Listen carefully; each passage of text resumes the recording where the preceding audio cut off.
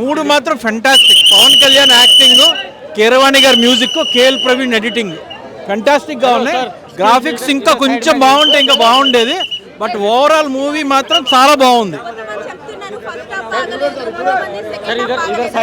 లేదు first half second half అంటే మరీ హై పీక్ ఎక్కడ వెళ్ళలేదు, కానీ మూవీ మాత్రం బాగోలేకుండా లేదు. ఒక్క ల్యాగ్ షాట్ కూడా లేదు.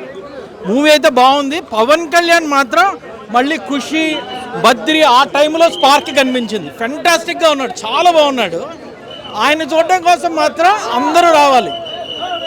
ఇంకొకటి ఏంటంటే ఈ సినిమాలో మన శివాజీ, మన ఛత్రపతి శివాజీ మహారాజ్ అలాంటి హిందూ వీరుల శక్తి ఎలా ఉంటుందో పవన్ కళ్యాణ్ రూపంలో చూపించారు. పూర్వకాలం హిందువులు ఎంత బాధలు పడ్డారు, ఎంత భయంకరంగా హింసలు అనుభవించారు చెప్తూనే అటువంటి ఒక స్ఫూర్తితో ఉండే వీరుడు ఎలా ఉంటాడో ఒక కల్పనాత్మకమైన ఒక అద్భుతమైన సినిమా చూపించారు. ప్రతి హిందూ వీరుడు, ప్రతి హిందూ అభిమాని ఈ సినిమా చూడాలి. ప్రతి దేశభక్తుడు ఈ సినిమా చూడాలి. మన ధర్మం, మన యొక్క సంస్కృతిని ఎలా మన వీరులు కాపాడారో ఒక చక్కటి కల్పనాత్మకంగా ఒక పవర్ఫుల్ శక్తి లాంటి పవన్ కళ్యాణ్ పవనిజంతో చూపించాడు. ఈ సినిమా ఎవ్వరు మిస్ అవ్వకండి.